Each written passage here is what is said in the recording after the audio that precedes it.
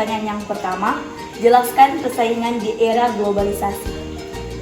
Jadi persaingan di era globalisasi dilihat dari istilah globalisasi tersebut memiliki hubungan dengan peningkatan keterkaitan antara bangsa dan manusia di seluruh dunia.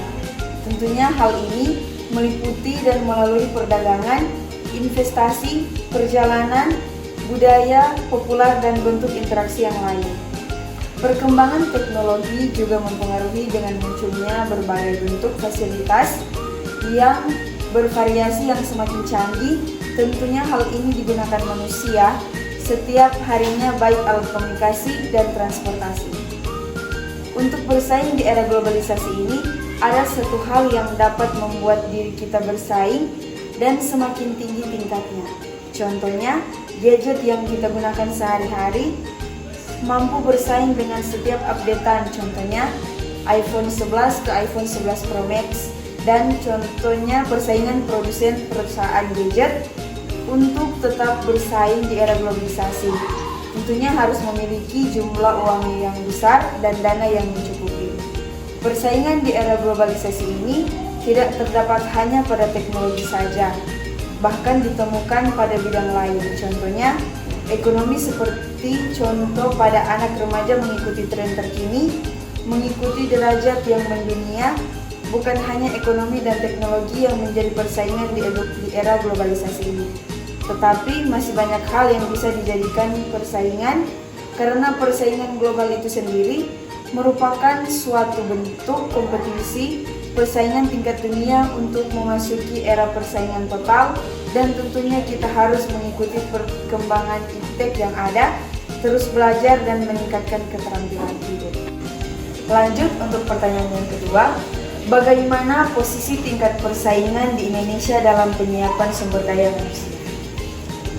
Jadi posisi tingkat persaingan Indonesia dalam penyiapan SDM atau sumber daya manusia itu sendiri dilihat bahwa hal ini pembangunan SDM sudah dimulai pada tahun 2019 dan selanjutnya untuk strategi pembangunan bangsa Indonesia ke depan dalam urgensi pembangunan SDM itu sendiri merupakan dan menjadi faktor kunci dalam memenangkan persaingan global serta penguatan SDM menuju Indonesia dan manusia yang unggul ke depan, serta berkorelasi dengan peningkatan produktivitas kerja di tengah gejolak ekonomi dunia yang semakin bersaing di Indonesia yang selalu dituntut untuk tetap konsisten untuk menaikkan angka ekonomi. Dan juga posisi tingkat persaingan bahwa kualitas SDM yang dikeluarkan Bank Dunia di mana tahun 2018 disebutkan bahwa kualitas SDM di Indonesia berada di peringkat 87 dari 157 negara. Sementara itu, di tahun yang sama, Business World daya saing SDM Indonesia berada di ranking 45 dari 63 negara. Presiden Jokowi juga telah berhasil membangun fondasi menuju Indonesia yang unggul, tercermin dari pembangunan infrastruktur, percepatan dan pemerataan pembangunan dari dukungan yang ada. Tentunya pemerintah perlu terus mengoptimalkan dan mempercepat visi Indonesia 2045. Dalam posisinya Indonesia telah memiliki modal dasar sejak 2015, pertumbuhan ekonomi stabil dikisarkan 5% dalam tarafnya. Presiden Jokowi yang selalu melakukan penguatan dan peningkatan SDM melalui politik dengan membangun manusia atau SDM adalah proses bangsa untuk melangkah menuju Indonesia unggul dengan menghadapi masa depan. Lanjut pada pertanyaan yang ketiga, jelaskan yang menjadi penentu dalam perkembangan sebuah negara. Jadi ada beberapa aspek penentu pertumbuhan negara serta perkembangannya, yaitu investment, government, spending, dan consumption. Di mana government sendiri penggunaannya mengenai pengelolaan satu negara. Government berarti pemerintah adalah lembaga-lembaga kenegaraan yang diberikan hak, wewenang, dan tanggung jawab melakukan dan melaksanakan kegiatan pemerintahan. Contohnya, di tingkat desa, konsep pemerintah ini merujuk pada kepala desa beserta perangkat desa. Dan yang kedua yaitu spending, di mana jumlah pengeluaran pemerintah juga menjadi penentu perkembangan sebuah negara, dan hal ini akan dilakukan dalam suatu periode tertentu tergantung pada banyak faktor yang terpenting, diantaranya adalah jumlah pajak yang akan diterima, tujuan-tujuan kegiatan ekonomi jangka pendek, dan pembangunan ekonomi jangka panjang, dan pertimbangan politik dan keamanan. Konsumtian sendiri adalah konsumsi yang diartikan sebagai menghabiskan atau menggunakan nilai suatu barang atau jasa yang mana tujuannya adalah mencari kepuasan sendiri, atau juga bisa dikatakan konsumtian ini berarti perbelanjaan yang dilakukan oleh rumah tangga ke atas barang-barang akhir dan jasa dengan tujuan untuk memenuhi kebutuhan dari orang yang melakukan perbelanjaan tersebut. Investment yang berarti investasi, karena dengan adanya peningkatan investasi diyakini ikut andil dalam mendongkrak pembangunan ekonomi suatu bangsa. Investasi juga memiliki posisi yang sangat strategis dalam tataran pembangunan perekonomian suatu negara, juga sebagai sarana dan motivasi dalam pelaksanaan pembangunan ekonomi, khususnya dalam upaya memperluas pembangunan tenaga kerja dalam meningkatkan produksi. Jadi kita masuk dalam pertanyaan selanjutnya. Jelaskan teori dan konsep kapital manusia. Baik, jadi konsep dari teori kapital manusia adalah di mana secara bahasa tersusun dari dua kata dasar, yaitu manusia dan kapital atau modal. Kapital ini diartikan sebagai faktor produksi yang digunakan untuk membantu suatu barang atau jasa tanpa mengonsumsinya selama proses produksi. Human capital berarti merupakan suatu bentuk modal seperti halnya mesin dan teknologi.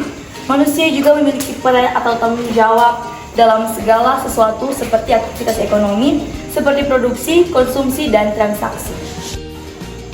Pertanyaan yang kelima, jelaskan pengakuan kapital manusia. Jadi, pengakuan human capital sendiri merupakan salah satu komponen utama dari aset tidak terlihat perusahaan. Hal ini berarti bahwa manusia sebagai aset organisasi perlu dikelola dan dikembangkan dengan baik. Human capital sendiri berarti modal manusia. Hal ini merupakan sebuah sistem untuk memperbaiki kinerja karyawan dan perusahaan. Pengaruh tersebar terletak pada kompetensi utama perusahaan. Teori ini menganggap bahwa profit bisnis berkembang dan berkelanjutan ketika perusahaan mampu menghasilkan barang dan jasa yang sesuai dengan kebutuhan pelanggan dengan lebih baik daripada yang ditawarkan para pesaing. Jadi kita masuk dalam pertanyaan yang keenam. Jelaskan alasan pendidikan sebagai human capital. Jadi alasannya ialah pendidikan sendiri merupakan investasi yang paling penting dalam modal manusia untuk menjawab tantangan global pada saat ini, dan dalam hal ini terbukti juga bahwa semakin berpendidikan seseorang, maka tingkat pendapatannya semakin baik, dan hal ini dimungkinkan karena orang yang berpendidikan lebih produktif bila dibandingkan dengan yang tidak berpendidikan. Kita lanjut pada pertanyaan yang ketujuh.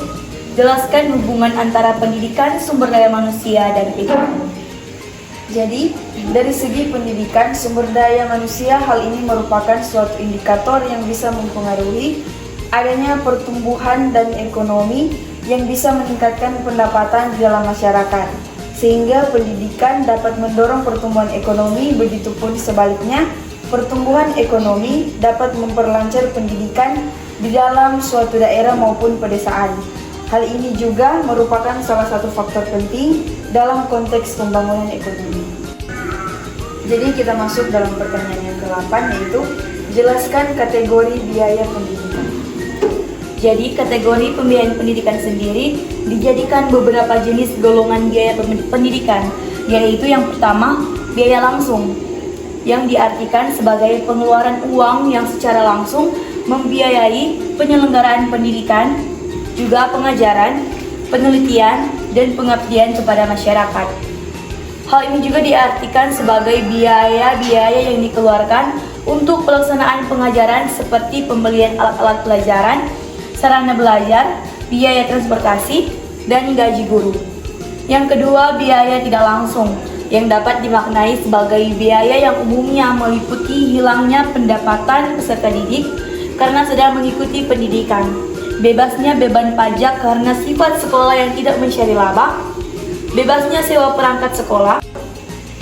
Yang ketiga, monetary cost, merupakan semua bentuk pengeluaran dalam bentuk uang, baik langsung maupun tidak langsung, yang dikeluarkan untuk kegiatan pendidikan. Dan yang keempat, non-monetary cost, merupakan semua bentuk pengeluaran yang tidak dalam bentuk uang, meskipun dapat dinilai ke dalam bentuk uang, baik langsung maupun tidak langsung, yang dikeluarkan untuk kegiatan pendidikan, misalnya materi, waktu, tenaga, dan lain-lain. Kita masuk pada pertanyaan selanjutnya, yaitu yang ke-9. Menjelaskan jenis-jenis alokasi pembiayaan pendidikan. Jadi jenis yang pertama yaitu pengalokasian dana DIPA. Dana DIPA atau daftar isian pelaksanaan anggaran adalah dokumen pelaksanaan anggaran yang disusun oleh pengguna anggaran dan disahkan oleh Direktur Jenderal Perbendaharaan atau Menteri Keuangan. Yang kedua, dana bantuan operasional sekolah atau dana BOS.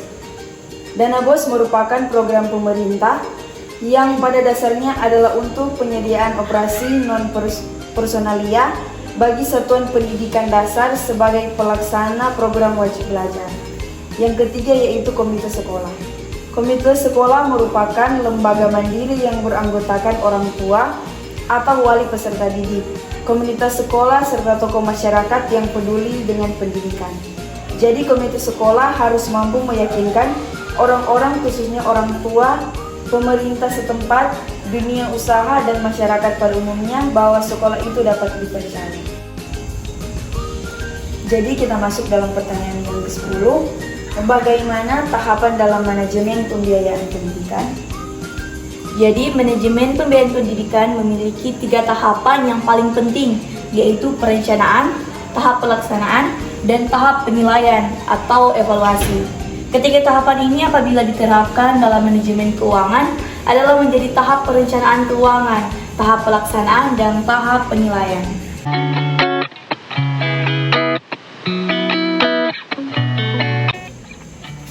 Jadi menurut Anda, apa keterkaitan antara pertanyaan dan jawaban nomor 1 dan nomor 2? Jadi keterkaitannya adalah bahwa persaingan di era globalisasi itu sendiri memiliki makna konsep mengenai persaingan di era global yang dimana setiap hal secara tidak langsung dituntut untuk lebih daripada yang lain, mempertahankan persaingan yang ada. Begitupun dengan posisi tingkat persaingan SDM di Indonesia, di mana negara ini pun tetap berusaha memperkuat pertahanannya untuk sumber daya manusia itu sendiri agar tetap mampu bersaing dengan negara yang lain untuk menuju keunggulan negara di masa depan. Jadi, apa keterkaitan pertanyaan dan jawaban dari nomor 2 dan 3? Jadi keterkaitannya di mana persiapan sumber daya manusia memacu pada faktor pengembangan sebuah negara, karena pada dasarnya faktor utama yang menjadi penentu ialah sumber daya manusia itu sendiri. Dan selanjutnya, apa keterkaitan pertanyaan dan jawaban dari nomor yang ketiga dan yang keempat? Jadi keterkaitannya adalah dalam hal ini faktor penentu pengembangan suatu negara tentunya berkaitan juga dengan human capital, di mana proses yang terjadi dalam konsep teori ini juga membantu pengembangan suatu negara. Pada dasarnya pun semua itu ada peranannya dengan sumber daya manusia. Jadi selanjutnya, apa keterkaitan pertanyaan dan jawaban dari nomor 4 dan 5? Jadi teori konsep human capital sendiri dari segi pengakuannya ini merupakan komponen utama yang perlu dikelola dan dikembangkan dengan baik. Hal ini tentunya untuk keberlanjutan hasil yang baik, agar nilai dari bisnis bisa berkembang dan bersaing dari penawaran yang ada. Dan selanjutnya, apa keterkaitan dari pertanyaan dan jawaban nomor yang kelima sampai yang keenam? Jadi keterkaitannya yaitu tentunya hal ini sangat berkaitan, di mana human capital itu sendiri dengan pendidikan tidak terpisahkan, karena pendidikan adalah aset utama. Jalannya proses pendidikan itu sendiri akan dicermati dan sangat diperhatikan oleh evaluator yang adalah sumber daya manusia itu sendiri. Oke, selanjutnya, apa keterkaitan pertanyaan dan jawaban dari nomor 6 dan nomor 7? Jadi hubungannya adalah Setiap hal yang berbunyi human capital, apapun itu, jika dihubungkan dengan sesuatu yang berproses dan memanfaatkan SDM atau sumber daya manusia, termasuk ekonomi, ini sangatlah berperan penting karena akan meningkatkan pendapatan dan melalui ekonomi akan melancarkan pendidikan yang ada.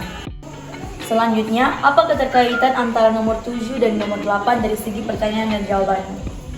Jadi keterkaitannya dari segi ekonomi, hal ini pun berkaitan dengan pembiayaan pendidikan yang ada, di mana ekonomi ini yang secara langsung mengkontekskan biaya langsung dan pengeluaran secara langsung.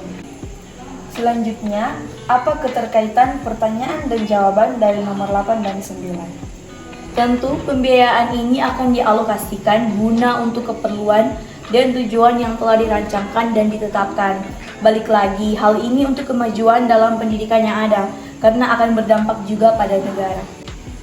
Dan selanjutnya, apa keterkaitan antara hubungan pertanyaan dan jawaban dari nomor 9 sampai yang ke-10?